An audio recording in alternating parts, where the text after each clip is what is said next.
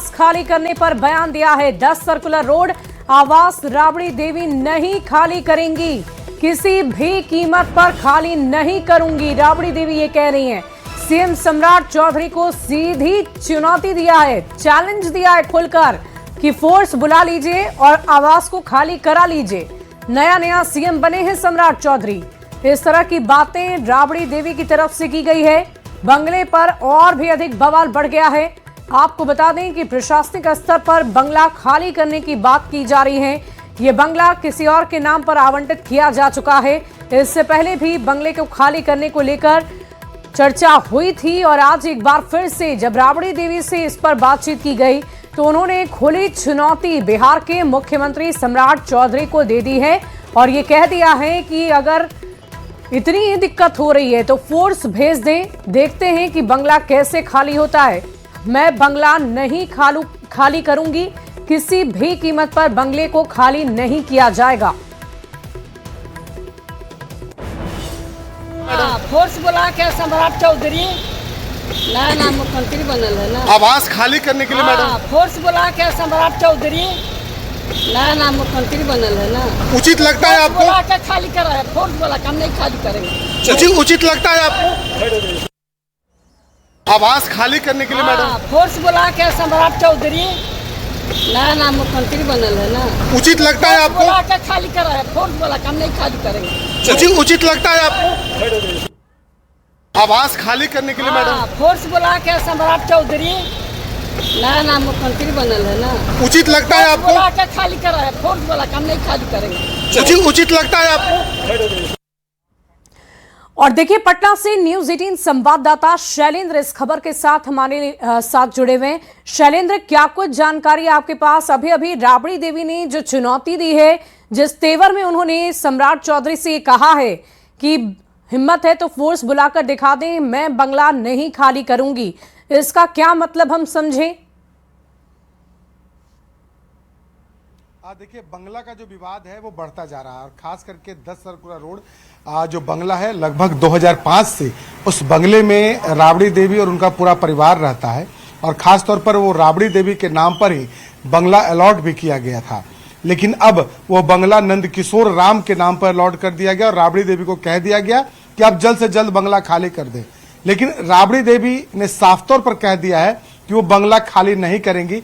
मतलब साफ है कि वो सरकार से दो हाथ करने को भी तैयार हैं। आपको याद होगा, ठीक इसके पहले 5 देश रत्न मार्ग भी खाली करने का जब ऑर्डर दिया गया था, जब जो अभी वर्तमान के नेता प्रतिपक्ष तेजस्वी यादव हैं उस समय उप मुख्यमंत्री हुआ करते थे, लेकिन जब वो उप मुख्यमंत्री से हटे उसके बाद जब बंगला खाली करने के लिए कहा गया उस समय भी काफी ड्रामेबाजी हुई थी, धरना प्रदर्शन, बहुत नारेबाजी हुई, लेकिन न्यायालय की तरफ से आदेश आया और उसके बाद बंगला खाली करना पड़ा।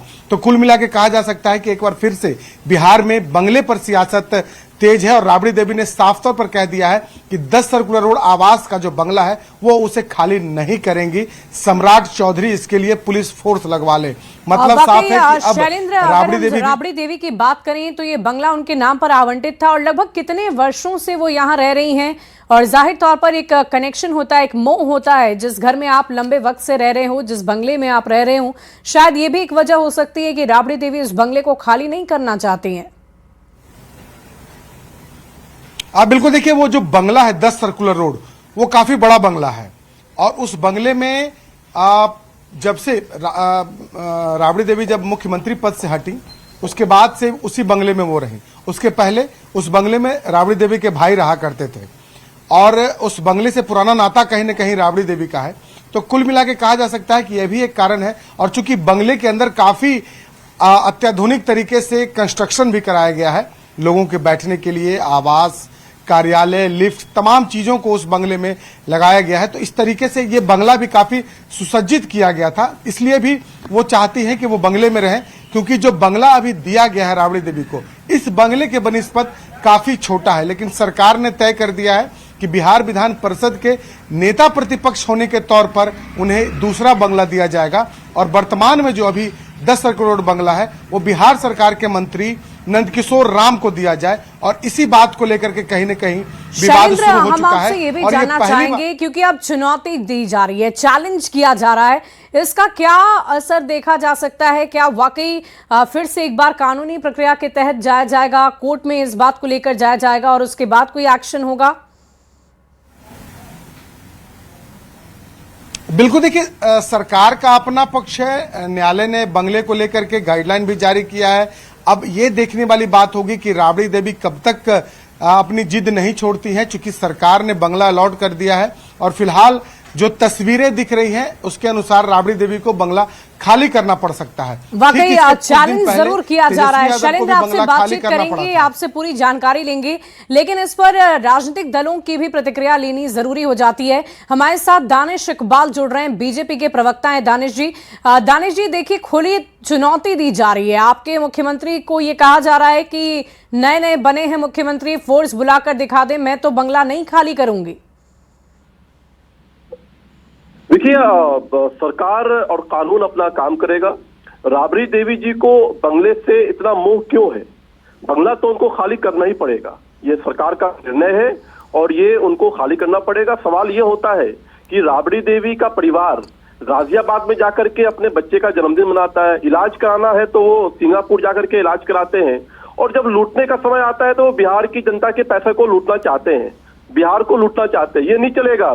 सम्राट चौधरी जी की सरकार में स्पष्ट है कि बंगला खाली करना है, जनता का पैसा को अब लूटने नहीं दिया जाएगा इन लोगों को। और मुझे तो लगता है कि इनको बड़ा दिल दिखाते हुए, सुचिता दिखाते हुए, राजनीतिक सुचिता दिखाते हुए खुद आगे आकर के बंगला खाली करना चाहिए, ना कि विवाद खड़ा करना चाहिए।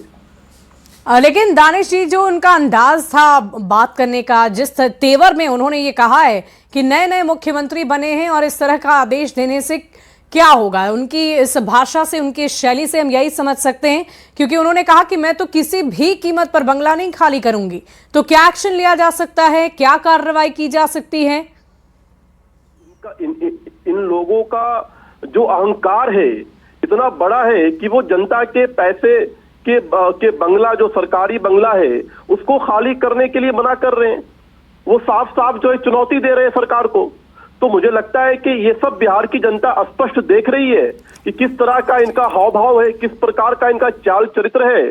सत्ता में नहीं है तब इनकी ये वास्तविकता है, अगर ऐसे लोग सत्ता में रहे होंगे तब क्या इनकी हकीकत रही होगी। इसलिए जनता ने लगातार इनको नकारा है, लगातार ये विपक्ष में है और कानून अपना काम करेगा। कानून से बड़ा कोई नहीं होता है, चाहे वो राबड़ी देवी। चलिए, वाकई देखने वाली बात होगी दानिश जी की अब कानून के आगे राबड़ी देवी क्या एक्शन लेती हैं, क्या वाकई कानून के हत्थे चढ़ने के बाद ही वो बंगला खाली करेंगी या फिर जो प्रक्रिया है, प्रशासनिक प्रक्रिया, उसके स्तर पर जाकर वो बंगला खाली करती हैं या नहीं, ये तो देखने वाली बात होगी। हमारे साथ न्यूज़ 18 संवाददाता शैलेंद्र लगातार बने हुए हैं, शैलेंद्र से हमारी बातचीत जारी थी। शैलेंद्र, ये बताइए कि जिस तरीके से राबड़ी देवी बार बार इस बात का जिक्र कर रही हैं, क्योंकि आप बता रहे थे कि ये बंगला काफी वक्त से उनके पास है, इससे कनेक्शन है, एक मोह है, और यही सबसे बड़ी वजह मुझे लगती है जिस वजह से राबड़ी देवी इस घर को खाली नहीं करना चाहती है। लेकिन जो कार्रवाई होती है, जो प्रशासनिक प्रक्रिया होती है, वो क्या होती है, उसके तहत क्या,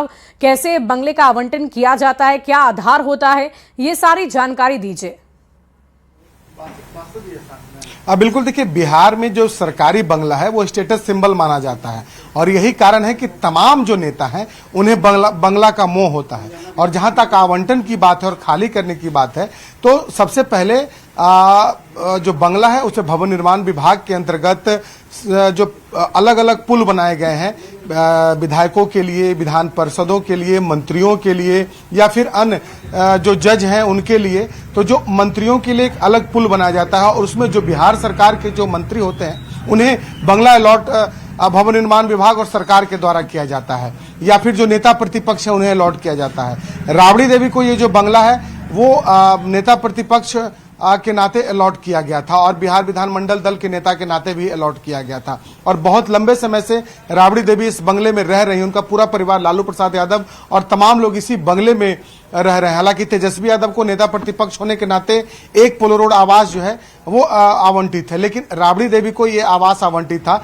और नवंबर महीने में ही राबड़ी देवी को यह बंगला खाली करने के लिए कहा गया था और उसी वक्त उन्हें दूसरा बंगला अलॉट कर दिया गया था। लेकिन उस समय से लेकर अभी तक बंगला खाली करने को लेकर कोई पहल नहीं की गई और अब फिर से एक नोटिस जारी किया गया है उस बंगले को लेकर के कि राबड़ी देवी को वो बंगला खाली करना होगा, क्योंकि वो बंगला बिहार सरकार के एक मंत्री के नाम पर अलॉट कर दिया गया है। और जाहिर सी बात है कि तकरीबन 6 महीने से अधिक का वक्त मिल गया है और अभी जो नोटिस गया है उस नोटिस में मुश्किल से 1 महीने का वक्त उन्हें और मिल सकता है और उसके बाद सरकार जब चाहे बंगला खाली करवा सकती है। ये भी जानना चाहेंगे क्योंकि अभी आपने इस बात की जानकारी दी, जिक्र किया कि जब नेता प्रतिपक्ष थी राबड़ी देवी उस दौरान उन्हें इसे अलॉट किया गया था और अभी भी विधानमंडल की वो सदस्य हैं, तो आखिर क्या आधार बताकर किस वजह से उन्हें इस बंगले को खाली करने के लिए कहा जा रहा है और क्या मंत्री को कोई और बंगला अलॉट नहीं किया जा सकता है प्रशासनिक स्तर पर?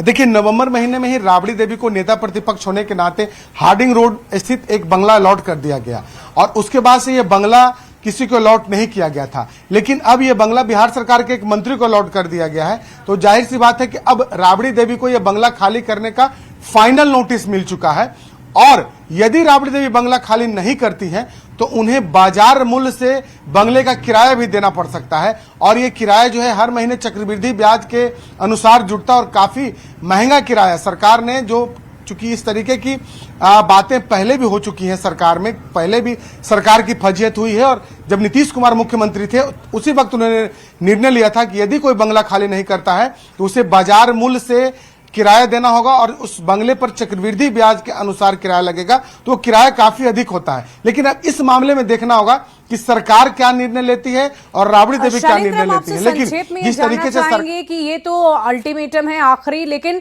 क्या कोई अवधि भी लिखी गई है कि कब तक, किस तारीख तक बंगले को खाली करना है? देखिए, अब कोई समय की बात नहीं है, अब जल्द से जल्द खाली करने की बात है, क्योंकि बंगला किसी को अलॉट कर दिया गया है और खाली करने के लिए जो पहला नोटिस था वो नवंबर महीने में ही जारी हुआ था, तो 6 महीने से बहुत शुक्रिया शैलेंद्र हमारे साथ जुड़ने के लिए, तमाम बातचीत के लिए। और देखिए, इस पर हम लगातार राजनीतिक दलों से प्रतिक्रिया ले रहे हैं। एक बार फिर से हम बीजेपी से ही जुड़ेंगे, सुमित शशांक जी हमारे साथ जुड़ रहे हैं और क्या कुछ कह रहे हैं हम वो पहले आपको सुनवा देते हैं। राज की हनक और लूट तंत्र की सनक दिखाने में लालू परिवार कभी पीछे नहीं हटता। सरकारी आदेश के बावजूद भी बंगले पर कब्जा करके रखना और कब्जे की प्रवृत्ति होना, कब्जे की मानसिकता होना, यह दिखाता है कि सरकारी आदेशों को किस तरीके से तार तार किया जाता था जंगल राज में और दूसरे के मकानों को कब्जा करने में राष्ट्रीय जनता दल के लोग कितना आगे रहते थे। कहीं ना कहीं उस जंगल राज की हनक और सनक बार बार गाहे बगाहे निकल करके सामने आ जाती है जब ये लोग